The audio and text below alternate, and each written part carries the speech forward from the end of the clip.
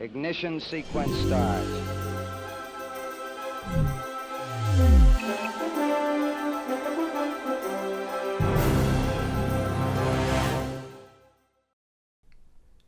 Good morning, and welcome to this view of the activity inside the International Space Station Flight Control Room.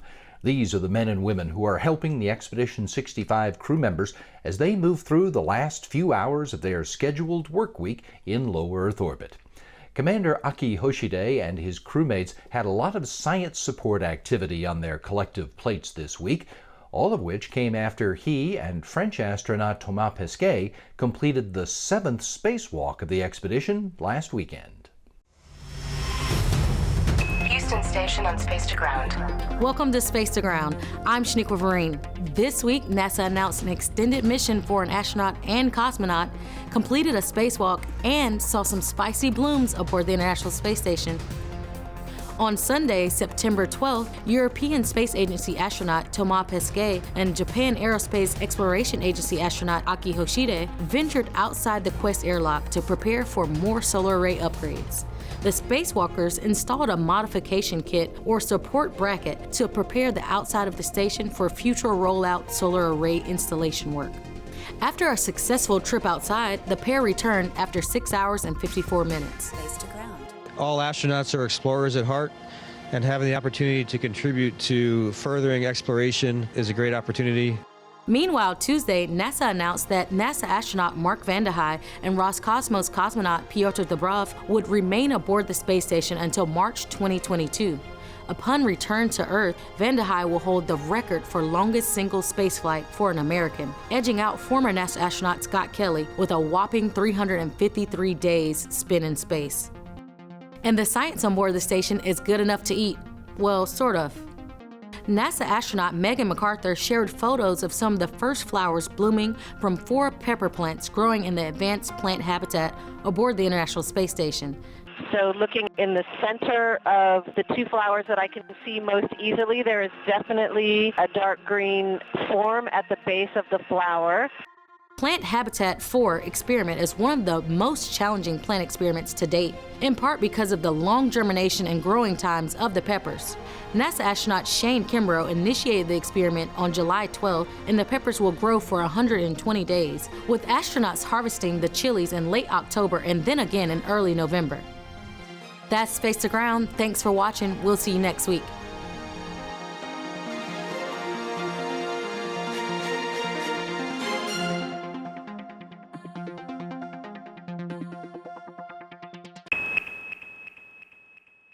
That announcement from Roscosmos that 2 spaceflight participants will be on the October Soyuz flight to the International Space Station has special impact for 2 members of the Expedition 65 crew.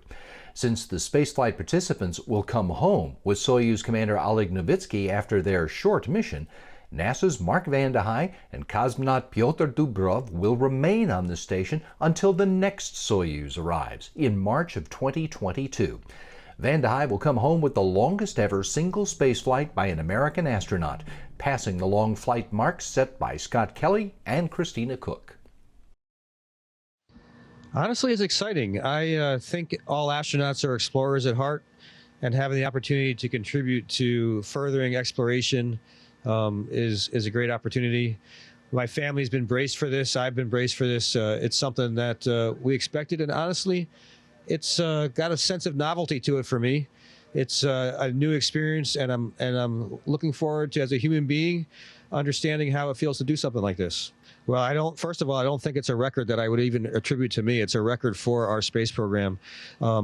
I have a tremendous amount of respect for Scott and Christina both, and I know they would both be extremely happy, as the explorers that they are, to see that we're furthering exploration. We're getting people into space for longer and longer periods of time. I expect this record to be broken, and that will be a further success for our space program.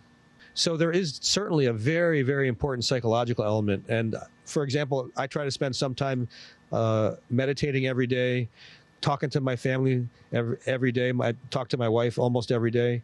Those things are hugely helpful. So not just being comfortable with yourself, but maintaining those connections to with the relationships we have on the ground that are so important to us is super, super important as well. what we're doing in effect is practicing keeping people healthy on a long trip through space where people don't have the force of the Earth's surface resisting us from being in this, what I again call a free fall. So we're practicing for missions like that right now. The big difference is when we get our first folks to Mars, we're not going to have a staff of nurses and doctors there to make sure we're healthy and take care of us. No one's going to be there to help us extract us out of the spacecraft. We've got to make sure that astronauts are healthy enough to take care of all of those things on their own when they're very far away from Mother Earth. So being able to contribute to that is something I will always be very, very proud of. Astronauts on the International Space Station, like Mark Vande Hei, spend some of their time helping explain scientific concepts to students on Earth. In this demonstration video, one-time station commander Sonny Williams guides us as Vande Hei and Jeff Williams use the weightless environment to demonstrate Newton's first law of motion.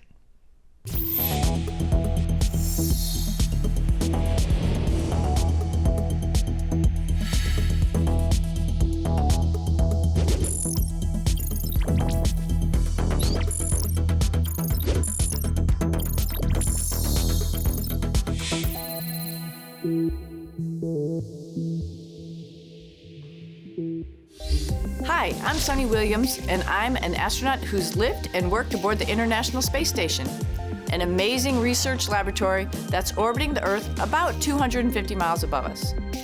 While we're at the space station, we astronauts live and work in a microgravity environment. Do you think the laws of physics will hold up in the space station while experiencing microgravity? Let's check with NASA astronaut Mark Vande Hei on the International Space Station to find out.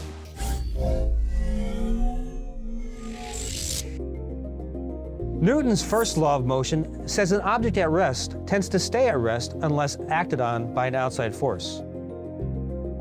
Also, an object in motion tends to stay in motion unless acted on by an outside force, like my finger. Let's look at this from another angle. Over time, the International Space Station slows down from experiencing a very small amount of drag, or force, from a tiny amount of atomic oxygen in space. This is like the force you feel from the air if you stick your hand out of a moving car. Because of this, the space station does what we call a reboost. A reboost uses rocket engines to put a force on the space station. This allows it to speed up just a little to remain in orbit around the Earth. Let's join NASA astronaut Jeff Williams to check out what happens to the objects inside the space station when it begins. Now the way I'm going to demonstrate the acceleration that comes during the reboost is by using this camera. 800 millimeter lens, so it's pretty massive actually. And you can see I can float it here, and there's no reboost going on right now, so the camera's not going to go anywhere. It's just going to slowly drift due to the ventilation, or if I put any velocity into it, it'll drift out of the scene. But I'm going to try to hold it here steady, and you can see that it stays very steady. There's my camera. I'm setting it up for ignition. There it goes. It actually came a little bit early. Now watch the camera accelerate toward you. There it goes. I'm going to reach out and grab it and bring it back in the view here. And I'm holding it. I'm actually feeling the acceleration. I'm going to let go again. And here it goes. It's going to take off. I'll try not to let it hit you. Just going to miss you. Yeah, I'm going to let go now. And here I go, drifting back toward you again. So the acceleration applies to me too. Reached our 2.7 meters per second that we desired, and now if I let go of the camera, it's not going anywhere, so the burn is over. Reboost complete. We'll stay in orbit for a little while longer. Can you use Newton's first law to explain why the camera began moving without an astronaut putting a force directly on it? I'm going to send you back to class so you can start to investigate this with the Classroom Connection found at nasa.gov/demonstrations. Thanks for exploring a little physics on the space station with us today. See you again soon.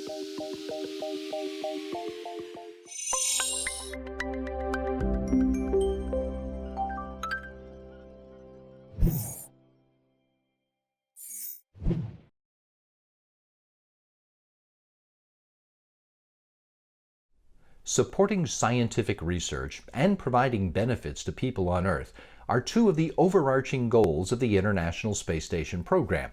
Another big goal is encouraging the growth of a commercial space economy. And in the last few years, the station program has been making good progress on that front too. Take a look. The International Space Station has proven to be a one-of-a-kind laboratory. Microgravity conditions allow for experiments impossible to duplicate on Earth. New science, new knowledge. The station has also proven to have the capacity to serve as an incubator for new business, accelerating the development of a new space economy in low Earth orbit.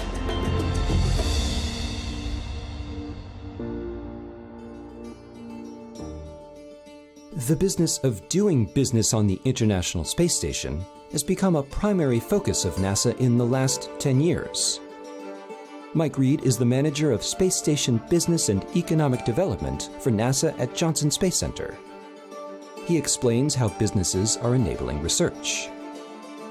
Supporting all of the research activities on station is becoming a significant activity in and of itself. Companies like Bioserve, TechShot, Space Tango, and others operate over 20 commercial research facilities housed on the station. Scores of companies provide services as payload developers, helping researchers translate their experiments into hardware small and light enough to be transported to and housed on the station.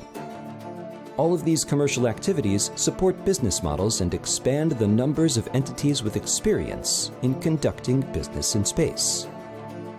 As NASA increases the opportunities for companies to perform research on the space station, it's likely that the number and types of companies taking advantage of those opportunities will also increase. That in turn will help keep the partnership between NASA and business thriving. Reed notes, soon we hope to see private astronauts as part of NASA's LEO Commercial Development Program. Some of those may be researcher astronauts. That is, researchers who work directly for a company and are trained to come work in the station during private astronaut missions. To enable the beginning of development for a next-generation, commercially built and operated low Earth orbit research platform, the space station is hosting new commercial modules.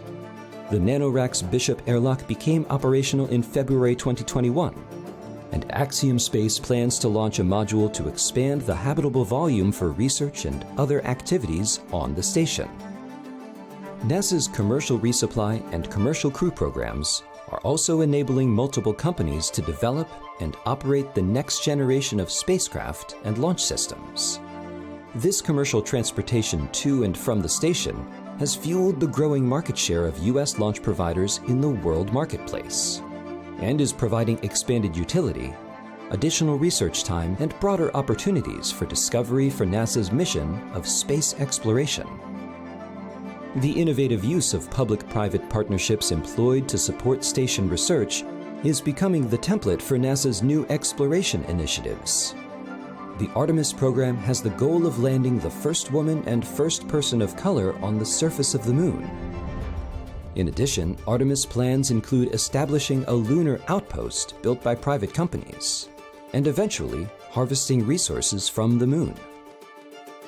Doing business in space has become one of the fastest growing businesses on Earth. The space economy has expanded by over 60% in the last decade and is now valued at roughly $400 billion. That commercial success is matched in importance by the knowledge gained from private research conducted on the space station. It's knowledge that spans hundreds of disciplines and will help millions here on Earth, as well as those traveling beyond the reaches of our planet for years to come. For more information about how private companies can conduct their research on the space station, go to www.nasa.gov/ISS-science. To discover more about the space on, around, and beyond our planet, visit science.nasa.gov. www.nasa.gov.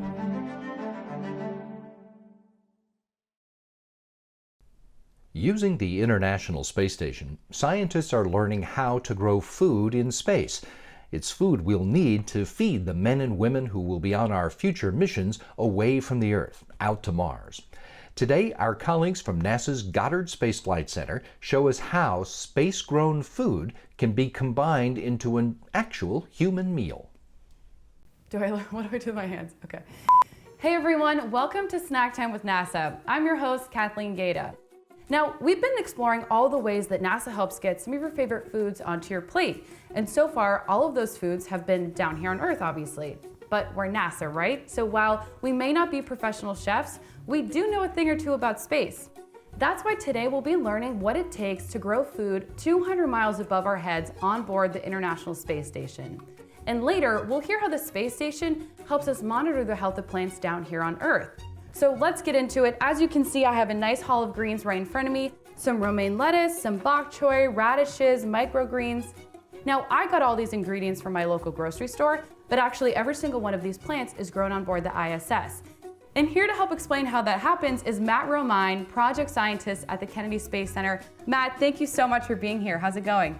Oh, it's going good. Glad to be here, Kathleen. Yeah, so you sent me a list of vegetables that you work with, and I'm wondering how you go about choosing which foods to grow up in space. We have to do a lot of crop screening. We get able to screen these crops and test them in our grow chambers at Kennedy Space Center that are able to replicate the environmental conditions on the International Space Station, except for microgravity. We're looking for how productive they grow, we're looking for compact morphologies, and crops that are nutritious and flavorful. Okay, and I have to ask, have you ever grown potatoes in space? Well, we've been growing crops recently on ISS, last 5 years or so. We have done potatoes recently, but in the past we've done them on the shuttle program, and we've grown them extensively on the ground at Kennedy Space Center.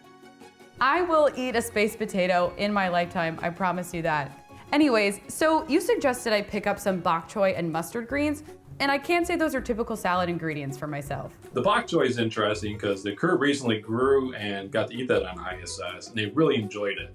They actually found a way to cook it using their food warmer and combining some garlic paste, soy sauce, and a bit of olive oil. The mustard greens are great because they have a lot of strong flavors. And when you're an astronaut on ISS, in microgravity, you have a diminished sense of taste and smell. So they like those bolder flavors to kind of punch through there. Wow, I did not know that.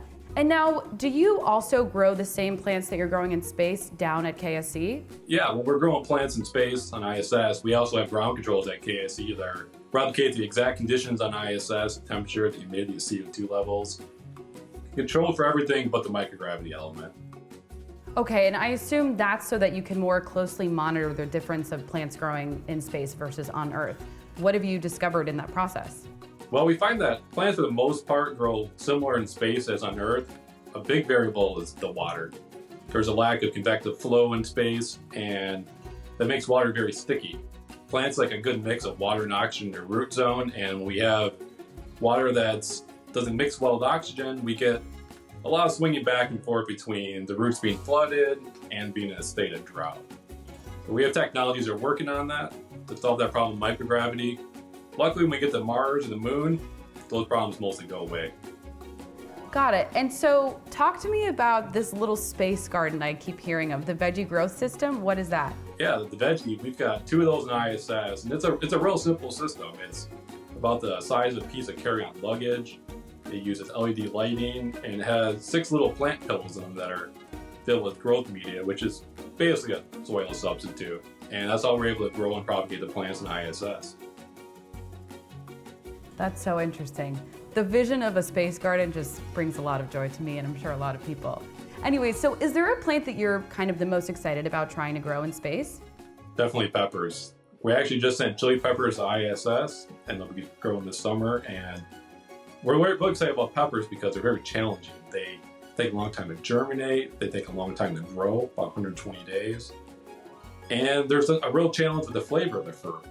If we were to overwater them, they would taste like grass clippings.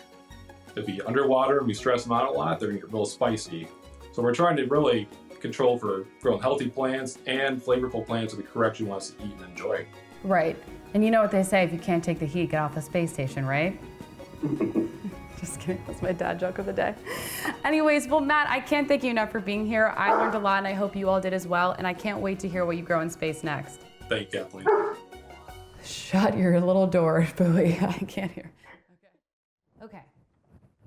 So now that we know more about crops aboard the space station, what about the crops we study from the space station that live down here on Earth? And for that, Christina Lee, applications lead from the EcoStress mission, is here to talk to us. Hey, Christine, thank you for being here. Hi, thank you. Glad to be here.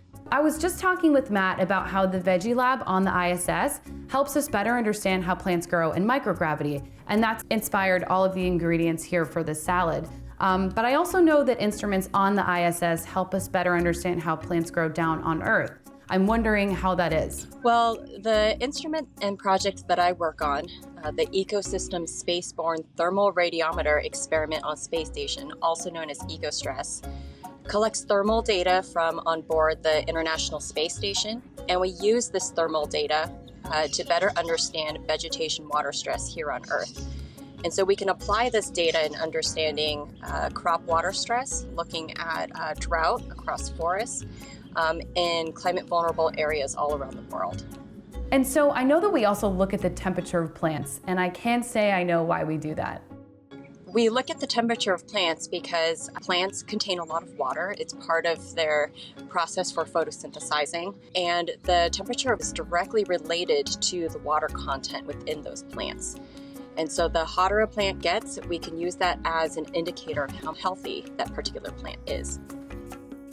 Got it. Okay, so all this data is captured and collected. Who then uses it? Well, we have a wide variety of partners. One of our key partners is the U.S. Department of Agriculture. They utilize the data to better understand crop water stress across different areas, primarily in the continental United States. And they use this to understand and inform decisions like irrigation and water management, as well as the onset of drought. And so what advantages does EcoStress get being on the ISS? We love being on the International Space Station. One of the really unique aspects of being on the ISS is that there's an variable overpass time. And what that means is that instead of taking measurements at the same time during each overpass, the way we might with other polar orbiting satellite missions, is that we actually get to take a snapshot of temperatures and water stress at different times of day. And what this then translates to is being able to look at the peak of vegetation water stress, which typically occurs in the mid to late afternoon. This is something that has not been done before, and being able to create this daily cycle of water stress for vegetation at these spatial and temporal scales. Well, it seems to me that instruments on board the ISS are pretty crucial when it comes to monitoring our human-caused climate change. Climate change is bad. Yes, and the really great thing about EcoStress is that it complements these other instruments and other satellites like Landsat to create a continuous long-term record of the Earth system. And right now, NASA is working on future missions that will build on these records to provide climate scientists a holistic view of the Earth. And this provides us really unique insights to how vegetation and forests around the world are reacting to environmental and climate stressors. Well, you know, it's amazing to hear about all the science that goes into growing plants, both in space and on Earth. And on that note, I'm ready to appreciate some of that science by digging into the salad. Christine, thank you so much for being here. I really appreciate it. And thank you all for watching. Cheers. You want a salad?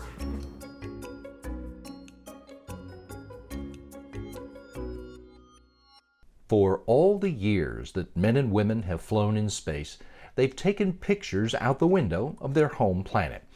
Those pictures are amazing, to be sure, but for the folks who took the pictures, it's still something of a strain to convey to us Earthlings just how miraculous that view really is. When you look out into the depths of space, you realize just the vast ocean of darkness, and we're on this little island.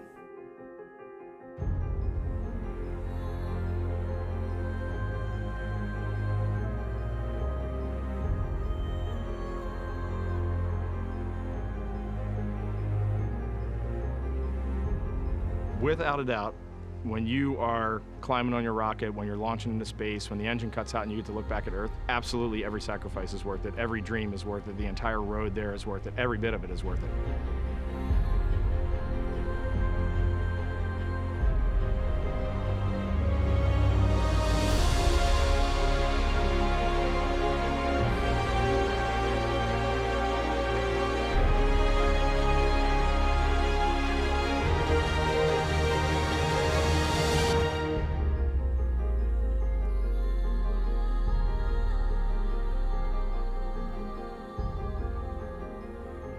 It almost, I dare say, grieved me to think about how in the world am I going to describe this?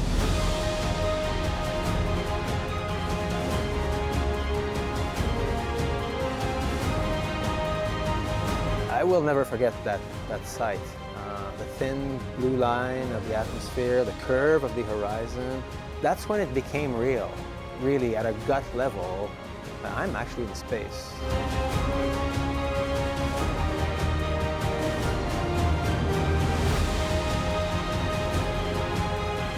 All life is connected on this planet, and everything I do is in one way or another going to affect someone else that I share this planet with, or some other creature that I share this planet with.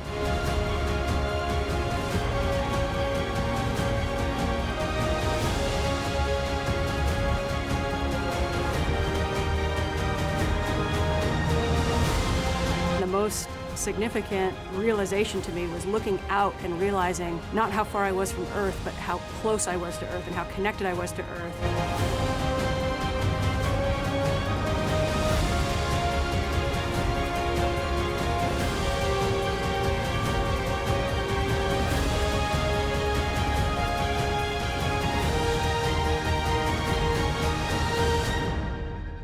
I'd give a lot to see that view again.